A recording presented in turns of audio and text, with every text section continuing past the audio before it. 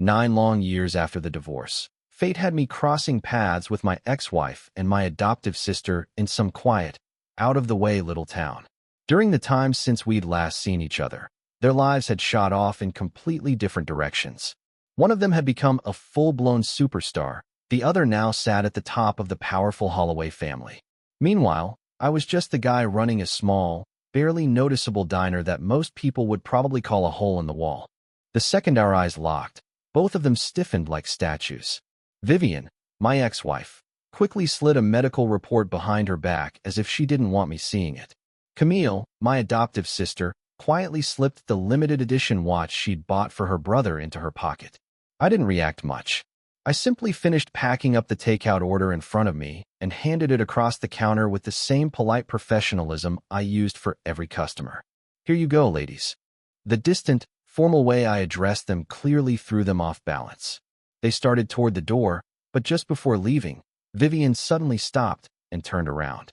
Didn't you once say you'd only ever cook for me? I gave her a small, courteous smile, the kind that didn't carry any real warmth behind it. Those were the foolish promises people make when they're young. I shrugged lightly. They don't mean much anymore. Just like the people I once believed I could never forget. Just like the memories that once felt impossible to let go of. Over time, all of that had slowly faded away into nothing. The glass door of the diner was open, letting the sounds of the street drift inside. Passing cars, distant voices, but none of it managed to break the heavy silence hanging in the air. The two women who had once worked together to destroy my life and push me out of my own home were now standing in front of my counter, lingering like they didn't know how to leave.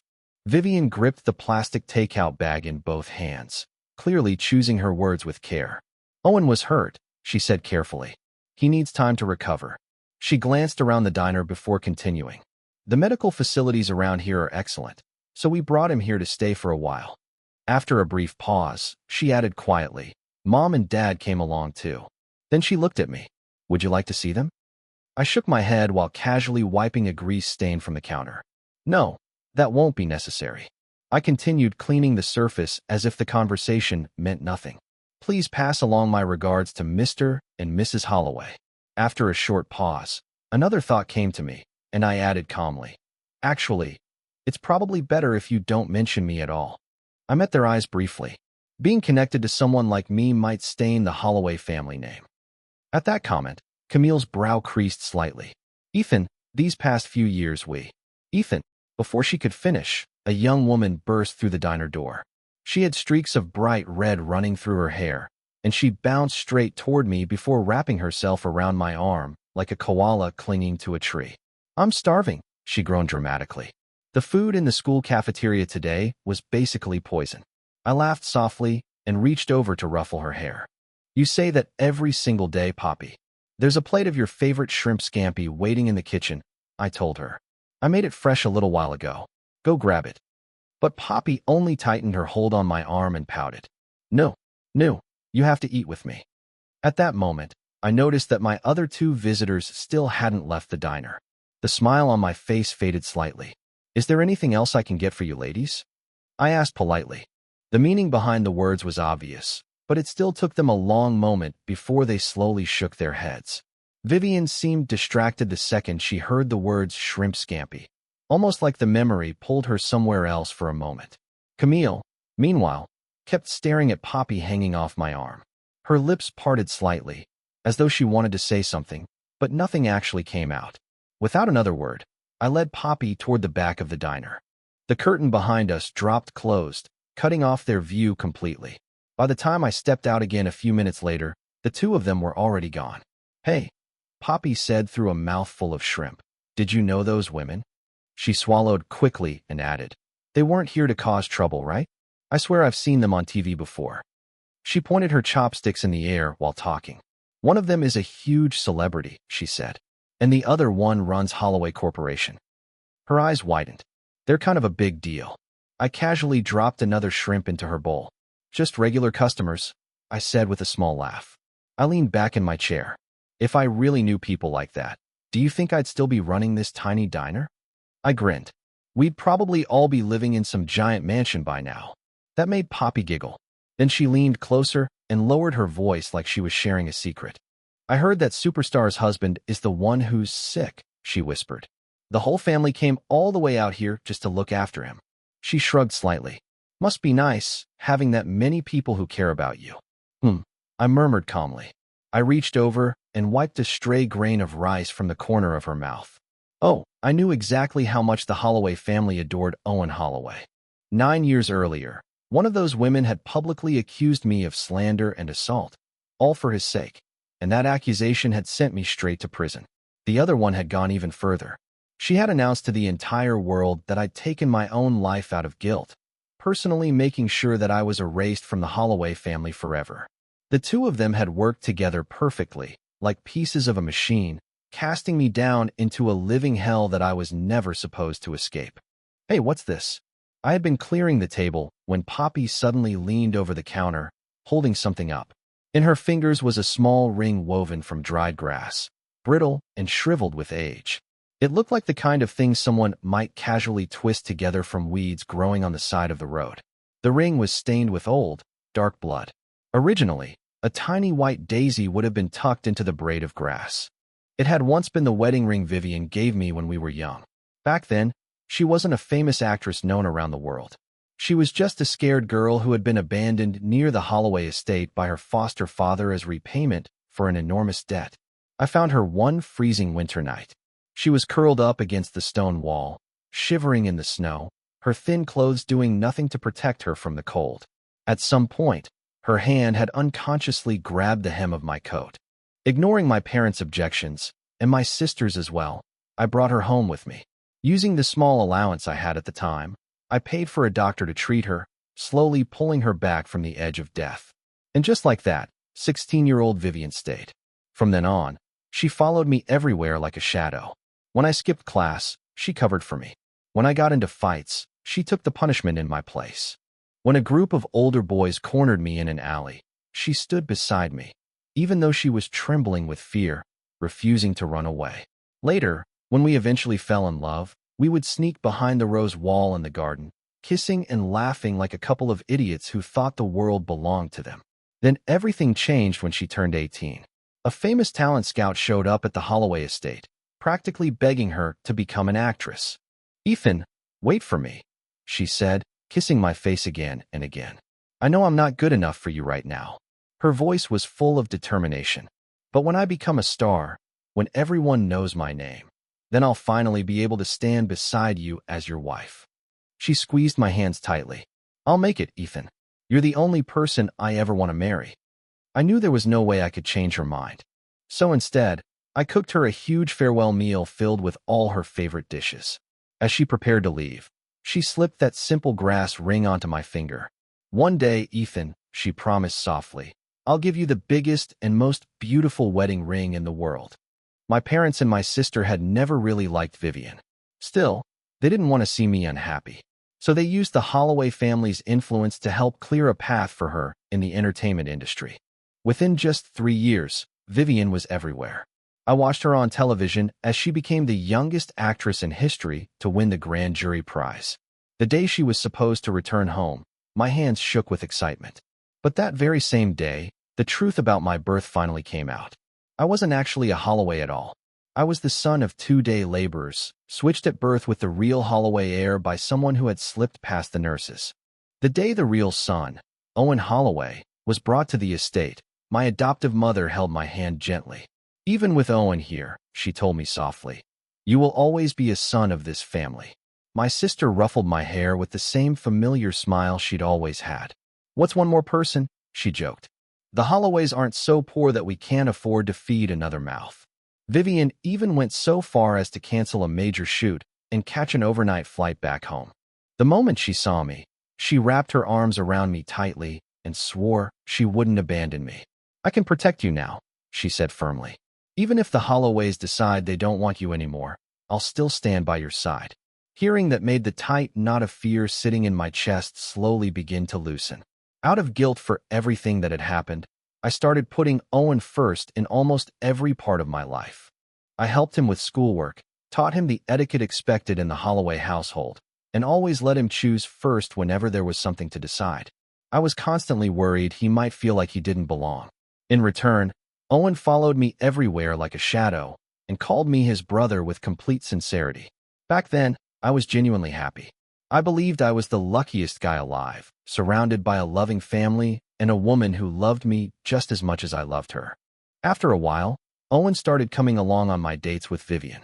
At first, she complained about having a third while tagging along with us. Owen would quickly shoot back that he was only there to make sure her intentions toward me were honest. I ended up playing referee between them, smoothing things over until they finally reached an uneasy truce. Over time, so gradually I barely noticed when it started, Vivian began remembering Owen's favorite foods, picking up on his moods, and even keeping track of his birthday.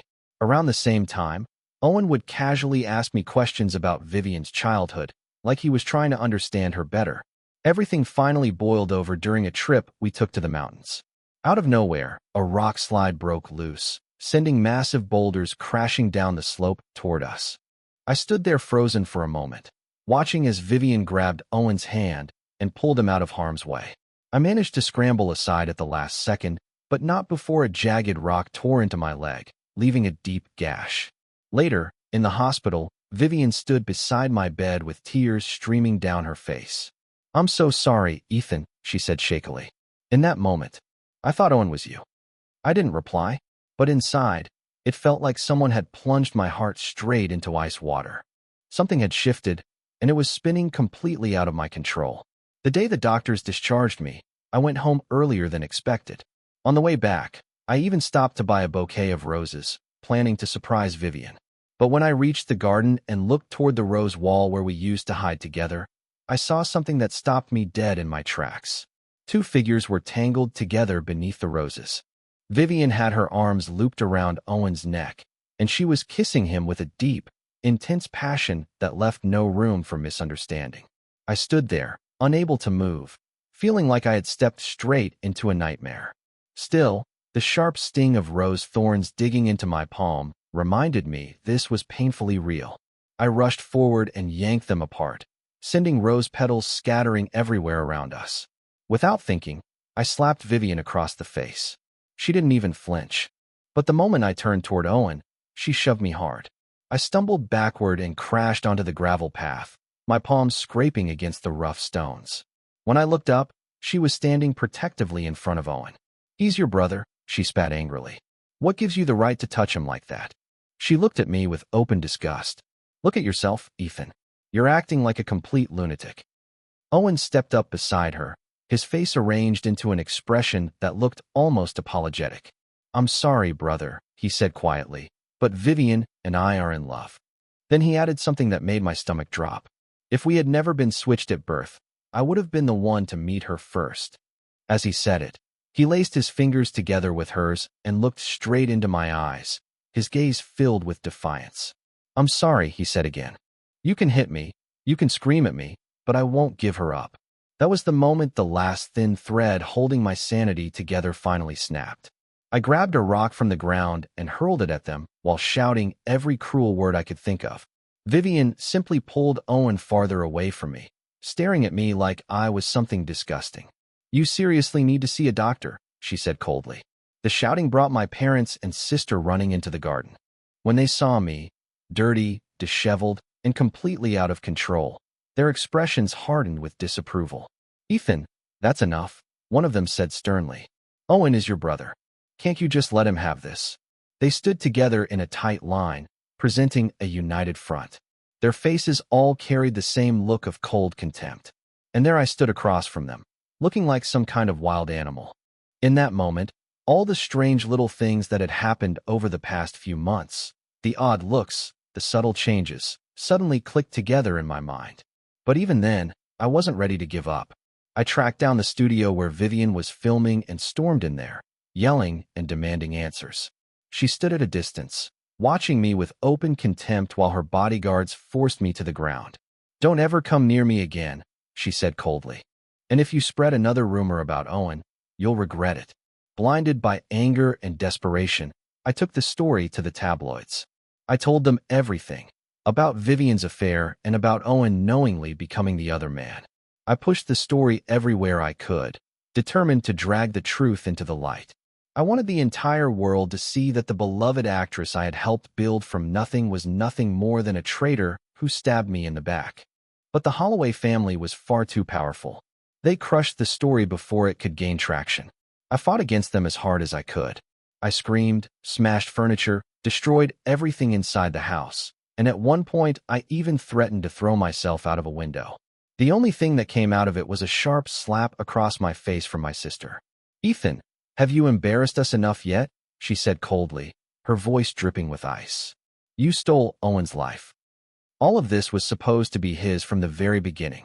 Her eyes hardened as she continued. "We raised you for 22 years, and this is how you repay us. You can't tame a stray." After that, they locked me in the cellar. Down there, time lost all meaning. The days blurred together in complete darkness, broken only by the stale, cold piece of bread they shoved under the door once a day.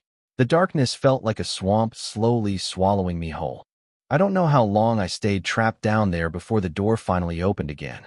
When the light flooded in, I saw Vivian standing there in the doorway, her figure outlined against the brightness behind her. "Our promise still stands," she said calmly. "I'll marry you, Ethan." They released me from the cellar soon after, and a wedding was arranged in a hurry. I wasn't naive enough to think it meant they'd had a sudden change of heart. The Holloway family was powerful, but even they had limits. My public breakdown had mostly been covered up, but it had still created rumors. If Vivian suddenly married someone other than me, it would only confirm all the accusations I had thrown at them. The day before the wedding, my adoptive mother called me into the living room. "Now that you've finally come to your senses," she said calmly, "don't cause any trouble tomorrow. Owen has been extremely unstable lately," she continued. "You should go apologize to him today." Meanwhile, my sister sat nearby, slowly swirling a glass of red wine. "Ethan," she said coolly, "everything you have in this life was given to you by this family. If you behave properly, maybe we'll allow you to keep at least a little of your dignity." She gave me a pointed look. "You already know what you should say, and what you absolutely shouldn't say, tomorrow." The entire situation was so ridiculous that I didn't even have the energy to laugh. When Vivian noticed I wasn't responding, her expression darkened. "I'm the one marrying you, Ethan," she snapped. "What more could you possibly want? If anyone should be unhappy about this situation, it certainly isn't you. You're the one who stole someone else's life," she continued coldly. "Try not to be so ungrateful." "Brother, this is all my fault," Owen said softly as he stepped toward me. "Stay away from me," I growled, slapping his hand aside. "Ah," he cried out, stumbling backward dramatically. At once, my family's expressions turned stormy. "Ethan, what do you think you're doing?" someone barked. "Apologize to Owen right now." Owen stood behind them, playing the victim. "It's all right," he murmured softly. "It wasn't really his fault." Vivian glared at me sharply. "No, Owen," she said. "You're too kind." Then she pointed at me. "He needs to apologize to you today." A strange expression suddenly passed across Owen's face. "Why don't you cook that shrimp scampi for me, brother?" he said lightly. "The same way you used to make it for Vivian." Shrimp scampi. That dish carried a special meaning for Vivian. Her birth mother had once mentioned it to her long ago. After her mother disappeared, the dish became something Vivian clung to emotionally. To comfort her, I had searched everywhere for the best chefs willing to teach me the recipe. It was complicated and precise, and learning it left my hands covered in burns and scars. That dish had once been something private between Vivian and me, our little secret that belonged only to the two of us. In a heated moment long ago, she'd even made me promise I would never cook it for anyone else. And now? Now it was nothing more than a trick she asked for so she could impress her new lover. The anger I thought had burned itself out suddenly flared up again, like gasoline hitting a flame. I let out a laugh, rough and broken, the kind that didn't sound right even to my own ears. Without thinking, I grabbed a priceless vase off the table and hurled it straight at Owen's feet. The porcelain shattered loudly against the floor. My mother's beloved peonies scattered everywhere, and a jagged piece of porcelain sliced into Owen's leg. He shouted in pain as blood began to seep through his pant leg. My parents and my sister rushed over to him immediately. Vivian didn't bother with concern for me at all. Instead, she ordered the bodyguards to grab me and hold me down. Once they had me restrained, she kicked my injured leg hard enough to drop me to my knees. "You did this to yourself," she said coldly. After that day, the stories about me spread everywhere. Under Vivian's careful and calculated manipulation, the public was told a completely different version of events. I was painted as an ungrateful fraud who had stolen the real heir's life, bullied him, tried to steal his fiancée, and then resorted to spreading lies when things didn't go my way. Together, my ex-wife and my adoptive sister made sure I ended up in prison. While I sat behind bars, Owen and Vivian held a lavish wedding ceremony, surrounded by well-wishers and flashing cameras. The whole world celebrated their love. Meanwhile, I was getting beaten by other inmates, barely clinging to life in a cell that smelled like sweat and rust. While I was fighting just to survive, they were lying together in the bed that should have belonged to me. 8 months later, guards dragged me out of my cell. I was barely conscious when they dumped me outside the prison gates like I was nothing more than a bag of garbage. Snow was falling heavily that night, and the wind cut through the air like a blade. It reminded me of the night I first found Vivian. The difference was that she had been lucky that night. No one was coming to rescue me. No one was waiting to save me. The only thing left in my possession was the bent, blood-stained grass ring clutched tightly in my hand. I didn't die in that snowstorm. Though sometimes, during those quiet hours before dawn when the diner is completely silent, I catch myself wondering if maybe I actually did die that night, and everything since then has just been some strange kind of purgatory. But purgatory probably doesn't smell like bacon grease and stale coffee. The truth is, I survived because a truck driver named Vince happened to find me half buried in a snowdrift. He didn't ask me a single question. He just pulled me into the cab of his truck, turned the heater all the way up, and drove me 4 states away. For the next year, I worked whatever illegal construction jobs I could find, getting paid under the table. My hands grew rough and calloused, and slowly my old life began to feel like nothing more than a distant nightmare. Eventually I found this town. It was remote, quiet, and mostly forgotten. Perfect. With the money I managed to save, I bought this diner. Back then, the place was barely standing. The roof leaked, the floors were filthy, and the whole building looked like it was ready to collapse. I repaired the roof, scrubbed the place clean, and gave it a simple name: The Stop. Not long after that, Poppy appeared in my life. She was only 11 years old at the time, a runaway from a foster home a couple of towns away. She was painfully skinny and carried a look in her eyes that told you she trusted absolutely nobody. I first caught her trying to sneak bread off the delivery truck behind the diner. Instead of calling the police, I just made her a grilled cheese sandwich.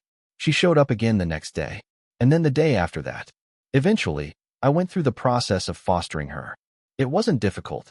The system was overwhelmed, and no one paid much attention to the quiet guy who owned a small diner and paid his taxes on time. Poppy slowly became the center of my world. She was the anchor that kept me from drifting off into nothing. Now, as I watched her in the back kitchen wiping sauce off her chin without a care in the world, completely unaware of the storm brewing outside, I felt that same protective instinct rising up inside me. "Poppy," I said calmly, keeping my voice steady. "Finish eating. Then go upstairs and start your homework." I paused for a moment. "And don't come back down unless I call you." She studied my face for a second, clearly noticing the change in my mood. "Is it those ladies?" she asked cautiously. "Are they trouble?" "Just old history," I said with a shrug. "Now go on." She grabbed an apple from the counter and bounded up the stairs. I stood there listening until I heard the door upstairs click shut. Then I walked back out into the diner. They were still there. Actually, they had returned. Camille sat stiffly in the corner booth, her posture straight and controlled. Vivian stood near the entrance, pacing back and forth like she couldn't settle. "We need to talk," Camille said firmly, her voice carrying the sharp authority of a corporate executive. I picked up a rag and casually started wiping down the counter. "I believe the sign on the door says closed, ladies," I said calmly. "Unless you're here to place another takeout order." "Ethan, stop this," Vivian snapped as she walked toward me. Up close, I could see she looked exhausted. The flawless beauty the cameras loved had started to crack around the edges. There were faint lines of stress on her face and a dull tiredness in her eyes. "We saw the girl," she said carefully. "Is she yours?" "She's my daughter," I replied simply. And that wasn't a lie. Biology isn't what makes someone a parent. That was a lesson I had learned the hard way. "She doesn't look anything like you," Camille said flatly. "And Owen doesn't look anything like you." I shot back without even lifting my eyes from the counter. "But that never stopped you from loving him," did it? Camille flinched slightly. That one landed exactly where it was supposed to. We didn't come here to argue, Vivian said, her voice softening into the emotional tone she used when playing tragic characters on screen. We came because Owen is dying. My hand stopped moving. The rag froze against the countertop. Dying. His kidneys are failing, Camille explained, her voice completely steady even though her hands were gripping the table tightly. It's a genetic defect. We didn't discover it until it was already too late. He needs a transplant, she continued. But his blood type is extremely rare. The antibodies make everything complicated. I'm sorry to hear that, I said quietly. And to my own surprise, I realized I actually meant it. Not because I cared about Owen, but because the hatred that had once burned inside me like wildfire had cooled over the years into something dull and lifeless, like ashes after a fire. It was simply another tragedy happening to strangers. We need you to get tested, Vivian blurted out suddenly. I looked at both of them carefully. Really looked at them. You're joking. You shared the same womb environment, Camille said quickly, clinging to logic. You're not biologically related, but there's still a small possibility your antigens could be compatible. At the very least, more compatible than a random donor. I'm not his brother, I reminded them calmly. I'm the imposter. Remember? Ethan. Please, Vivian said as she stepped closer and tried to take my hand. I pulled away before she could touch me. He keeps asking for you, she continued softly. When he's delirious. He says he's sorry. He says he misses his big brother. That's a touching story, I replied. But the answer is still no. We'll pay you, Camille said immediately. Name any price you want. $1 million? $5 million. We could buy this entire town for you if that's what it takes. I laughed. It came out dry and rusty. You still don't understand. You took my life. You took my name. You locked me in a cage. And now you want my kidney? I shook my head slowly. You people are cannibals. We saved you. Camille suddenly snapped, slamming her hand on the table. You think you just walked out of prison by accident? I paid the warden. I arranged for that truck driver to find you. I sent you away because if you stayed here, Owen's guilt would have destroyed him. We did it for everyone's sake. Her words hung in the air like smoke. In her mind, she truly believed she had been the hero. She thought sending me away had been an act of kindness. Get out, I said quietly. Ethan, get out. My voice exploded across the diner as I grabbed a glass from the counter and threw it against the wall. It shattered instantly, spraying shards across the linoleum floor. Both of them flinched. For a brief moment, they caught a glimpse of the man they had helped create inside that prison cell. They backed away toward the door. But just before leaving, Vivian turned and looked back at me. Tears were running down her face. He's going to die, Ethan, Vivian said through her tears. And it will be your fault. Add it to my file, I replied coldly. They didn't leave town after that. People like the Holloways aren't used to hearing the word no. They rented out the only decent hotel in town and basically turned the whole place into their headquarters. The trouble started the very next day. My regular food delivery never showed up. When I called the supplier, the guy on the other end sounded nervous. Supply chain issues, he mumbled before hanging up. A few hours later, the health inspector appeared without warning. He wrote me up for a cracked floor tile and a flickering light bulb. Then the reporters came. Someone, most likely Camille, had leaked my location to the media. Soon there were cameras pressed against the diner windows and reporters crowding the sidewalk outside. Fallen Sun found. The Secret Life of Ethan Holloway. Will he save his dying brother? I locked the doors and turned off the lights. Poppy was terrified by all the noise and cameras. I sent her to stay with Mrs. Harper down the street, sneaking her out through the back so nobody would notice. After that, I just sat alone inside the dark diner, watching the vultures circle. That night my phone rang. The number was unfamiliar. I answered anyway. Hello, brother. The voice was weak and rough, but I recognized it immediately. Owen, I said. They shouldn't be doing this, he whispered. I told them to leave you alone. You never had much control over them, I replied. You just enjoyed the benefits of their cruelty. A harsh cough rattled through the phone. I know, he admitted quietly. I was weak. Then he continued, his voice barely steady. I was jealous of you, Ethan. Even after I got the name and the money, you were still the one they respected. The one Vivian really looked at. She married you, I said flatly. She married the Holloway heir, Owen corrected. Vivian loves the spotlight, Ethan. She loves the story. He paused for a moment. But at night, she calls out your name in her sleep. That made something twist unpleasantly in my stomach. Why are you calling? I asked. To say goodbye, Owen answered quietly. And to ask you one thing. Not for a kidney. He hesitated before finishing. Just tell me how to make the scampi properly. I tried for years, and it never tasted right. I closed my eyes. The absurdity of the moment almost made me laugh. The man was dying, and all he wanted was a recipe. Garlic, I said softly. You have to roast the garlic first. Let it cook until it turns sweet. And when you deglaze the pan, use white wine instead of lemon juice. Roast the garlic, Owen repeated faintly. Okay. Thanks, brother. The line went dead. 3 days later, my diner went up in flames.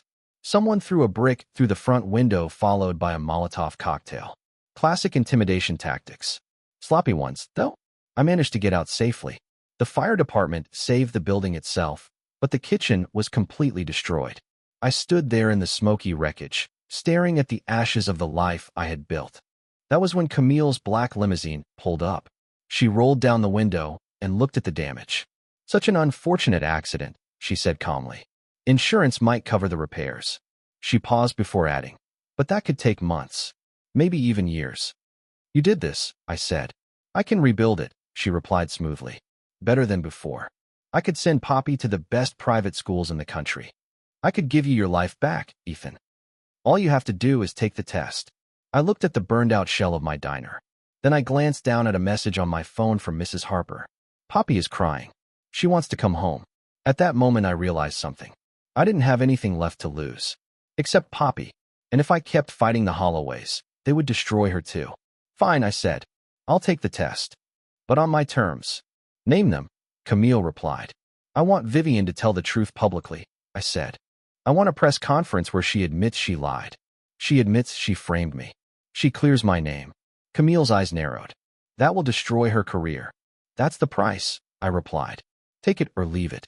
She pulled out her phone and dialed a number, speaking quickly and quietly. A moment later she hung up. Done. The hospital they took me to was private, spotless, and painfully expensive. I lay on a gurney while my blood flowed through a tube into a collection bag. The results came back quickly. Positive. Against all logic and biology, I was a match. The doctors called it a miracle. I called it a sick joke from the universe. The transplant was scheduled for the next morning. But first came the press conference. I sat quietly in the back row of the auditorium, my arm bandaged where they had taken the blood sample. Vivian stood alone at the podium. She wore no makeup, and without the camera's usual magic, she looked small and tired. 9 years ago, she began, her voice shaking, I lied. Camera flashes exploded across the room. Ethan Holloway never hurt me. He never stole from his family. She struggled for a moment before continuing. He was the best man I ever knew. And I destroyed him because I was ambitious. Because I wanted to be a star more than I wanted to be a good person. Tears streamed down her face, real ones this time. I'm sorry, she said quietly. To Ethan. And to the public. Then she stepped away from the podium. Her career was finished. The internet was already tearing her apart. Camille stood beside me, watching everything. Satisfied? She asked. It's a start, I said. The surgery lasted 9 hours. When I woke up afterward, my whole body felt like I had been trampled by a horse. My side throbbed with pain. Camille was sitting beside the bed. She looked strangely lighter. It worked, she said. His body accepted the kidney. He's producing urine already. The doctors say he'll make a full recovery. I nodded slowly and closed my eyes. Good. Now give me the check. She handed me an envelope. Inside was a check for $12 million.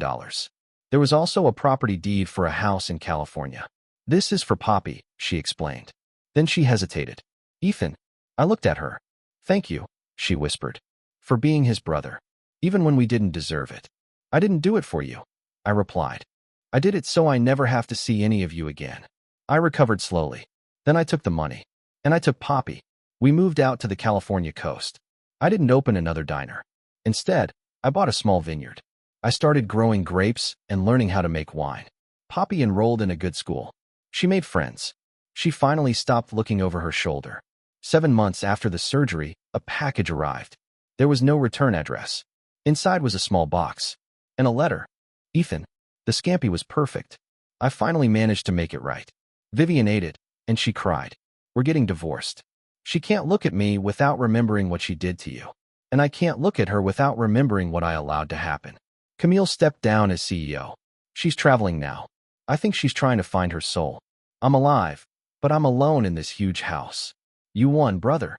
You were always the real Holloway. The name doesn't make the man. The heart does. Keep the ring. Owen. I opened the box. Inside was a massive diamond ring. Perfect. Flawless. It was the ring Vivian had promised me all those years ago. The biggest, most beautiful wedding ring in the world. I held it up and watched it sparkle in the California sunlight. It felt cold, hard, expensive, but empty. I walked out into the vineyard and knelt beside one of the young vines. The soil there was rich and dark. I dug a small hole near the roots. Then I reached into my pocket and pulled out the other ring. The old grass ring, dry and brittle, still stained with blood. I dropped both rings into the hole, the diamond and the grass, the promise and the betrayal, the love and the hatred. Then I covered them with dirt and pressed the soil down firmly. Dad, Poppy came running down the hill, waving a report card in the air. I got an A in math. I smiled. A real smile this time. One that didn't hurt. That's my girl, I called back. I walked toward her, leaving the buried rings behind me. The soil would take them both. The vines would grow. The grapes would ripen. The wine would be sweet. And for the first time in a long time, I was finally free. The end.